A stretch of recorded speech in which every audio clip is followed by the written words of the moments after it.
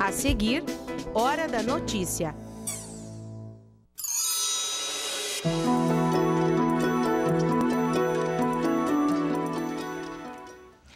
A prisão do ex-presidente Lula e o entendimento do STF de que condenados em segunda instância devem começar a cumprir a pena. Para falar sobre este assunto, nosso convidado hoje é o advogado criminalista Flávio Algarve. Como está a negociação entre a Van e Sindicato dos Comerciários de Passo Fundo? O sindicato não aceitou que a unidade da rede feche em apenas 3 dias do ano. Nós vamos conversar aqui no estúdio também com o diretor da entidade, Tarciel da Silva. Criar um novo negócio em 24 horas. 13 equipes participaram do desafio do Startup Day 2018 aqui na UPF. E ainda artes marciais para crianças a partir de 3 anos. Nós vamos falar dos benefícios dessas atividades. Hoje é segunda, 9 de abril, é Hora da Notícia. –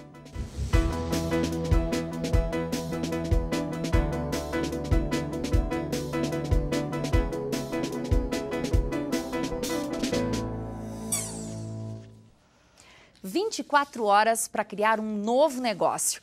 Foi assim, numa imersão total, que 13 equipes se dedicaram a encontrar soluções para os mais variados problemas. Você confere agora um pouquinho do que foi o Startup Day UPF 2018. Só quem encarou um desafio como esse sabe o que isso significa.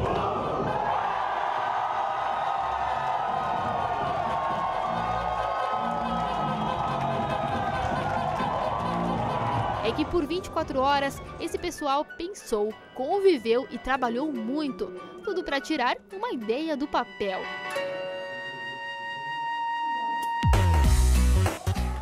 O foco aqui era buscar um problema social e uma solução para ele, mas tudo tinha que ser muito bem pensado. Em um dia, eles tiveram que planejar uma forma de fazer esse projeto não só ser útil, mas principalmente render. A gente trabalhou num formato de jogo, então a gente tem 10 fases. Cada fase ela vai estar sendo ministrada por 2 professores, professores da casa, professores de fora, de outras instituições e também por empresários da UPF Park, alguns empresários que estão apoiando o evento. E no final dessas 10 fases, os participantes eles já vão estar com uma ideia, uma estrutura de negócio mais ou menos formalizada, né? Então eles vão para uma banca avaliadora e lá no final a gente escolhe os 3 melhores grupos que podem vir a ser convidados a participar do nosso projeto de pré-incubação dentro da UPF Park. E agora a gente vai mostrar uma das invenções que saíram aqui no Startup. Gabriel, me conta, de que se trata? O que vocês inventaram aqui? A gente, na verdade, inventou uma bengala que ela tem câmeras acopladas e ela trabalha com a renderização de imagem para trabalhar com realidade aumentada. Ou seja, a gente vai ter no celular o processamento de dados que via áudio ou via vibração tu vai identificar objetos para deficientes visuais, no caso. Seria esse o princípio de funcionamento. E de onde é que veio a ideia? Na verdade, eu faço engenharia civil, o pessoal também é muito ligado a essa área e a gente queria desenvolver algo com acessibilidade. Então foi surgindo, a gente levantou um monte de ideias e acabou chegando nesse produto. Essa equipe ficou em 3º lugar na colocação. E o 1º lugar ficou com a equipe do Grupo de Pesquisa em Inclusão Digital, o GPID, aqui da UPF. O nosso projeto é um projeto que já está em andamento, já tem um protótipo. E a ideia dele é trabalhar um problema real, que é a obesidade infantil. Foi aí que houve a ideia de fazer um wearable, que é um dispositivo vestível, que vai poder ser, pelo educador físico, setado para cada característica e cada demanda de cada criança. E ele vai incentivar a criança ali de mapear a atividade física, a ele se mexer. A ideia é que a gente possa agora fazer os testes do protótipo e tentar colocar em produção o mais rápido possível. Já o 2º lugar ficou com a equipe que bolou o aplicativo Carter, um serviço colaborativo para quem não gosta ou não pode fazer compras no supermercado. Olha, é um momento espetacular que os alunos se reúnem com as diferentes áreas do conhecimento, exercitam um problema, né? Procuram buscar soluções para aquele problema. Então é um momento de criação, é um momento de inovação, é um momento de exercitar o ensino, a pesquisa e a extensão como a gente deseja na universidade. E que tu não sabe bem se é graduação, se é pesquisa, se é inovação, se é extensão, é tudo, é a universidade. É muito bom ver alunos da pós, alunos da graduação, da nossa e de outras instituições, professores participando, né, 24 horas trabalhando, tendo todo tipo de suporte, né, fomentando ideias, fomentando inovação nas mais variadas áreas. Quem sabe não teremos novas empresas incubando no parque, ideias aí que podem se consolidar no mercado. A partir de agora é com o UPF Parque, porque é para lá que podem ir boa parte desses projetos. Esse é um dos nossos objetivos. Não necessariamente aqui ganhar, a proposta ganhar, mas as ideias que vão ser apresentadas, a nossa intenção é depois levar eles até o parque, apresentar para eles as diferentes iniciativas, principalmente na pré-incubação, e quem sabe se transformem numa startup e depois possam oferecer esse produto ou essa ideia para a comunidade.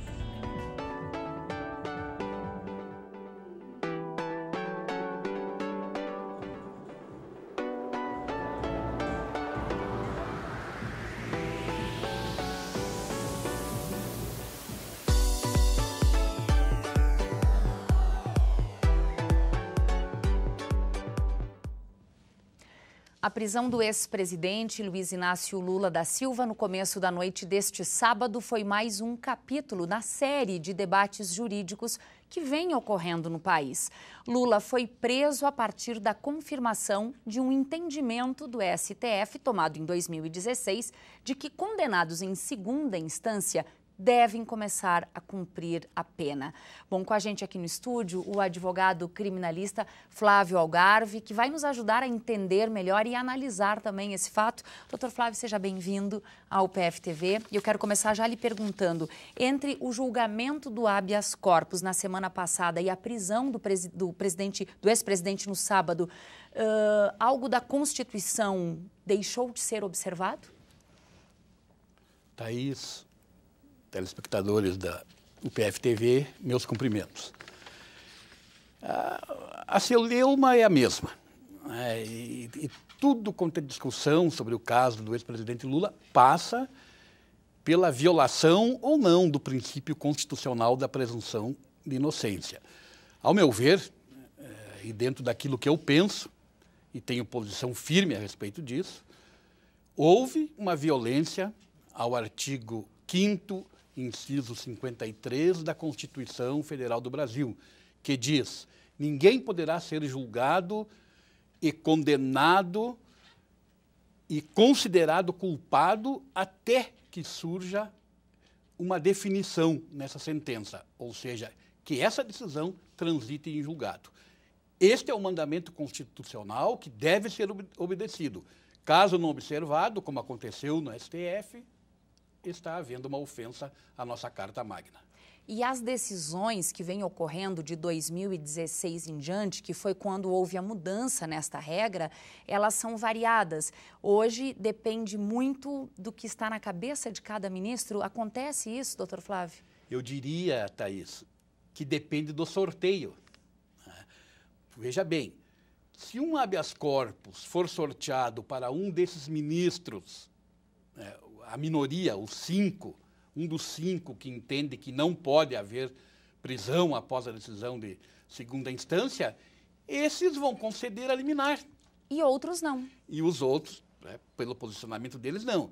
E o que é mais, eu entendo, grave, esses ministros que estão concedendo a liminar, eles acabam proferindo uma decisão monocrática, ou seja, só eles, sem o restante da corte, e acabam tornando definitiva essa liminar, proferindo um julgamento de mérito e permitindo que o condenado permaneça solto até que a sentença transitando em julgado.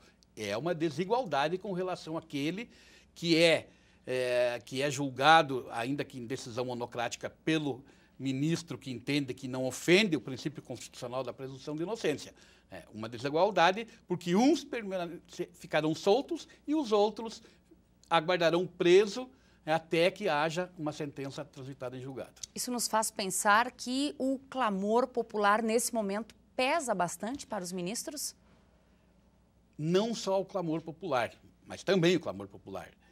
Os julgamentos estão sendo feitos com natureza política, sem dúvida nenhuma. E o clamor popular, ele está influenciando todo o nosso judiciário, o de primeiro grau, o de segundo grau e o próprio STJ e o STF.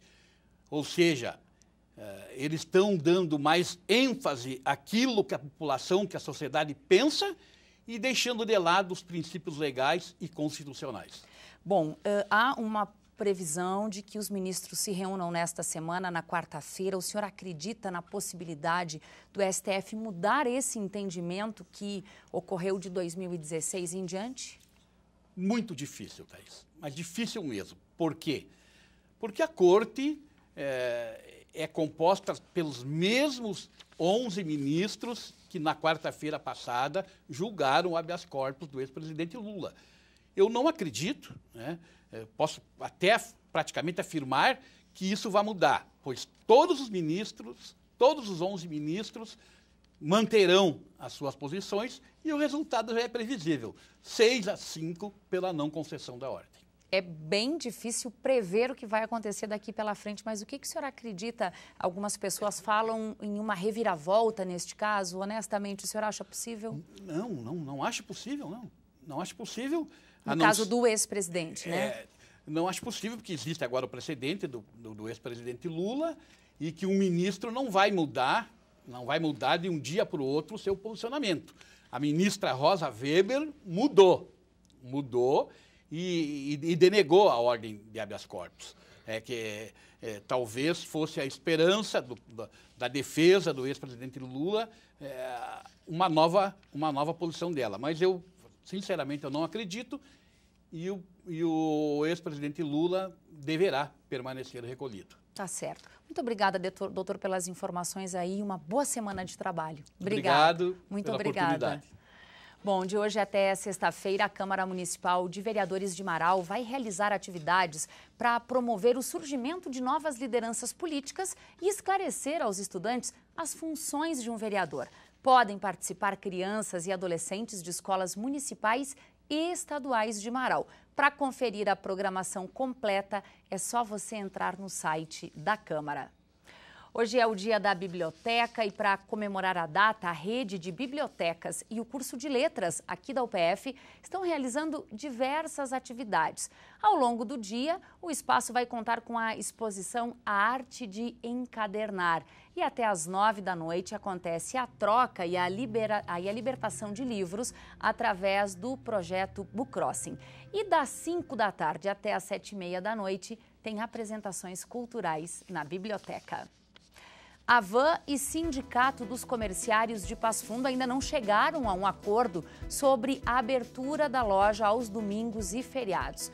Depois do intervalo, nós vamos conversar aqui no estúdio com o diretor do sindicato. Nós já voltamos.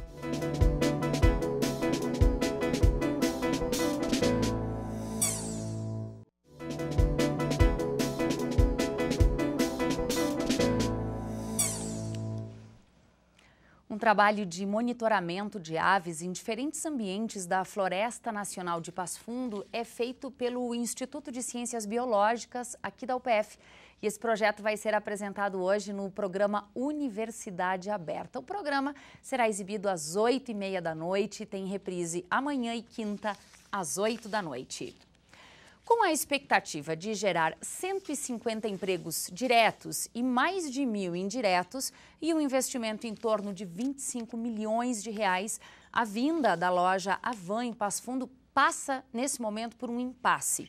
A loja e o Sindicato dos Comerciários não chegaram ainda a um acordo sobre a abertura do local em domingos e feriados. Para falar mais sobre este assunto, hoje nós daremos voz ao diretor do Sindicato dos Comerciários de Passo Fundo, Tarciel Silva. Seja muito bem-vindo. Tarciel, obrigada por aceitar o nosso convite. E a gente quer começar entendendo o que de fato está impedindo a definição do acordo entre o sindicato e a Avan. Primeiro, Thaís, que a Avan é bem-vinda com várias outras empresas para Passo Fundo, porque existe uma crise econômica nacional, então o apelo por emprego é muito grande. tanto que as redes sociais, e eu estou dando uma entrevista aqui referente a isso, e a ideia que nós temos é o seguinte, é uma lei de 2008 que diz que para trabalhar feriados tem que ter um acordo entre empregados e patrões, né? E eu aqui represento os empregados, né? Então, a gente tem uma convenção assinada, essa convenção tem validade até agora abril. A partir de segunda-feira que vem a gente vai sentar com os empresários para ver o que a gente avança, o que volta, que discussão fica para horário livre em Passo Fundo, sobre aumento de salário, tudo isso vai ser botado na mesa e vai vir o caso da Van. O que está acontecendo, e aí, né, dá méritos para ele, porque sabe jogar com as redes sociais, o proprietário da Van, é que o sindicato é o problema agora. Não. Ele tem que sentar e discutir com os demais empresários também de Passo Fundo, que estão aí há 30, 40 anos e cumpre esse calendário, cumpre horário, pagamento, então várias coisas. Então não é uma negociação com o sindicato. Várias redes vieram de fora e não vieram nem pedir, e nem devem, porque o sindicato não tem poder nenhum de barrar a vinda de qualquer empresa. O que o sindicato tem um poder em si... Ou obrigação? Uma obrigação é o que a categoria vota, o que o sindicato assina e o que vira lei, que é regra para todo mundo aqui. Você imagina daqui a pouco a Thaís abre uma empresa e quer abrir 24 horas por dia, e aí? Os outros que já estão aqui instalados, que cumprem as regras, vai ser tratado diferente? Tarciel, essa lei, essa convenção de 2008 e que vale até abril, impede a abertura nesta quantidade de domingos e feriados que a loja propõe? Com certeza. Hoje são uns 8 feriados que não pode abrir, né? E alguns para nós, eles são de extrema importância, 2 finados, Sexta-feira Santa, são vários, são 8 que não pode abrir. Nenhuma empresa, nem prefeito, nem vereador, nada pode botar a mão nisso, porque é uma lei nacional, né? Uma lei de 2008, então quer dizer, ou a Van cumpre o calendário igual às outras, ou as outras vão abrir mão e vão fazer uma convenção de abrir todos os feriados, né? Claro que com isso o sindicato é contra, a gente nunca escondeu isso, tanto que a gente tem uma briga com os mercados. Nós fomos os únicos sindicatos que tiramos todos os feriados dos mercados. Os mercados pertencem aos 5 gêneros, então isso, há um outro sindicato. Mas também. É o nosso que negocia, e aí a gente negociou isso. Então, nós temos uma visão clara, Thaís, sobre domingos e feriados. A nossa categoria é contra, trabalha porque precisa. A principal crítica da comunidade com relação ao sindicato diz respeito ao grande número de pessoas desempregadas nesse momento e o quanto a concorrência estimula uma cidade, uma região. Quais são os seus argumentos de defesa nesse sentido? Primeiro, ela vem com 120, né? Aí tem algumas pessoas falando aí várias coisas. É 120, Thaís. 120 né? o número 120 o número correto. Segundo, é um problema social e econômico desse país. Um país que foi lapidado, e a gente não vou aqui dizer nem A nem B? Nem A nem B, é um país que foi entregue para todo mundo, ficamos aí lapidados. E a economia agora quer que os trabalhadores, que já ganham pouco, paguem a conta pela crise. Nós só dizemos ao contrário. Não foi nós que criamos a crise, não é nós que vamos ter que pagar ela. Pode ser feito um acordo com o Sindilojas, que é o Sindicato Laboral, e a Van? Você acredita que isso possa acontecer, Tarciel? Ele pode se tiver a nossa assinatura, né? Um acordo separado, é isso. A Van e sindicatos comerciários pode. Mas uma negociação que quando você vem negociar, Thaís, você tem que dar alguma coisa em troca. Olha, eu dou o horário melhor, o salário menor, vantagens maiores. Agora, quando vem e impõe um horário e não dá nada para os comerciários, isso não é uma negociação. Para a gente concluir aqui a ideia, Tarciel, a Van só não abre 3 dias do ano. Nas cidades onde ela está instalada, no país todo, é assim que funciona. Ela cedeu um dia nesta negociação e se dispôs, então, a não abrir durante 4 dias do ano. São domingos ou feriados, ou as duas situações. Sim. O que seria um número ideal para vocês? Cumprir o que todos os outros cumprem. Que é estes 7 feriados? 7 feriados, entre domingos e feriados, que a gente diz Sexta-feira Santa. 7, cumpre que todos os outros têm. E aqui nós temos várias redes fora, Thaís. Várias redes. E até de nome e poder aquisitivo maior que da Van. E veio aqui para Passo Fundo, se instalou, está tranquila, cumprindo horário, cumprindo o calendário. E nunca veio, por uma crise financeira, econômica, dizer, olha, culpa é do sindicato. Não, o sindicato não tem nada a ver com essa situação. A Van é bem-vinda, como qualquer outra empresa de Passo Fundo. Tá certo, Tarcial, obrigada pelas informações. Uma boa semana para ti. Obrigado, Obrigada. agradeço. E olha só, amanhã nós vamos conversar com o secretário de Desenvolvimento Econômico de Passo Fundo, Carlos Eduardo Lopes da Silva, para saber também a posição e dar voz à posição do município sobre este assunto.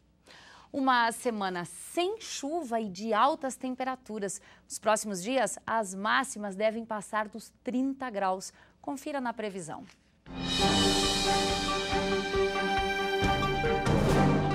A previsão do tempo para esta terça-feira será de bastante sol. A temperatura mínima é de 17 e a máxima alcança os 30 graus. A quarta-feira também será ensolarada e as temperaturas seguem altas. A mínima é de 17 e a máxima alcança os 31 graus.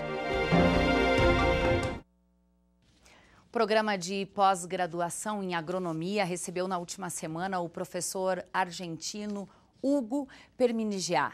Ele é pesquisador da Faculdade de Ciências Agrárias da Universidade Nacional de Rosário e com trabalhos na área de biotecnologia de plantas desde 1990. Ele falou sobre a edição genômica como ferramenta de precisão na melhoria de culturas. A atividade foi desenvolvida para incentivar a internacionalização da UPF. Passo Fundo vai realizar em agosto o 14º Festival Internacional de Folclore. Se você tem interesse em trabalhar como voluntário, pode garantir a sua inscrição.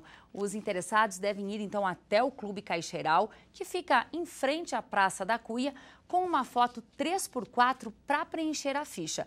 A idade mínima exigida é de 18 anos completos. A preferência é para candidatos que falem outro idioma. Além disso, podem se inscrever intérpretes de Libras com experiência em trabalhos com surdos e de descrição audiovisual. Outras informações no e-mail que aparece aí na tela.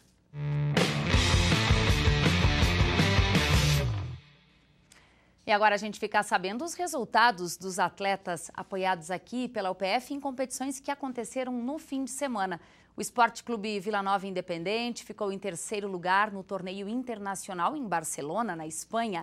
O ciclista Ricardo Machado ficou em 4º lugar no Pan-Americano de Mountain Bike Cross Country Olímpico, na Colômbia. Os judocas Daniel dos Passos e Enia de Oliveira Pires foram campeões da Copa Grêmio Náutico União em Porto Alegre. A Karen Bruneto conquistou em octeto o 3º lugar no 23º revezamento Volta à Ilha em Florianópolis. E o triatleta Gustavo Renz conquistou o 5º lugar na categoria 30-34 anos do Ironman Triathlon em Caiobá, no Paraná. Ficar em forma, aliviar o estresse e melhorar a capacidade de raciocínio. Bom, para quem é adulto, esses são alguns dos benefícios da prática das artes marciais. Mas quando a gente fala em crianças, essas atividades estimulam também a disciplina, o respeito e a coordenação motora. Isso, vem de colete.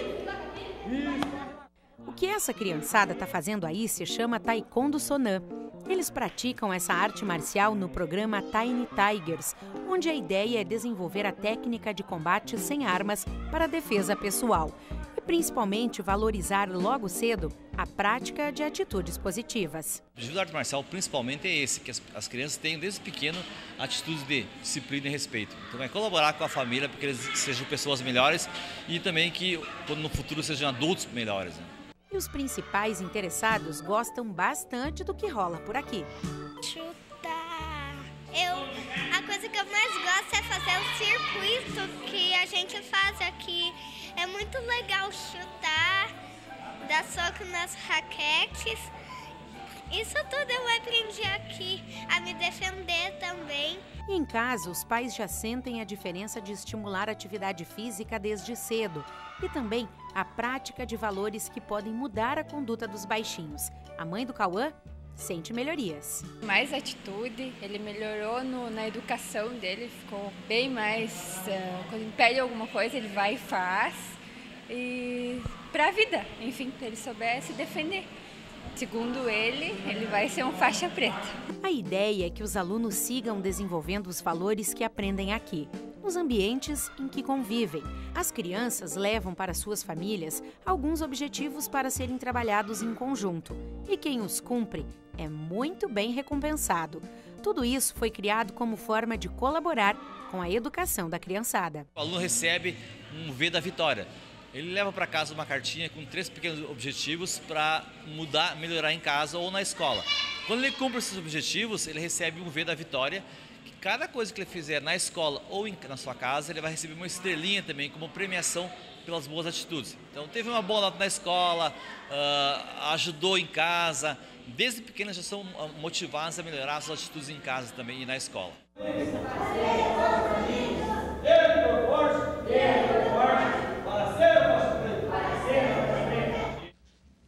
Essas foram as informações de hoje.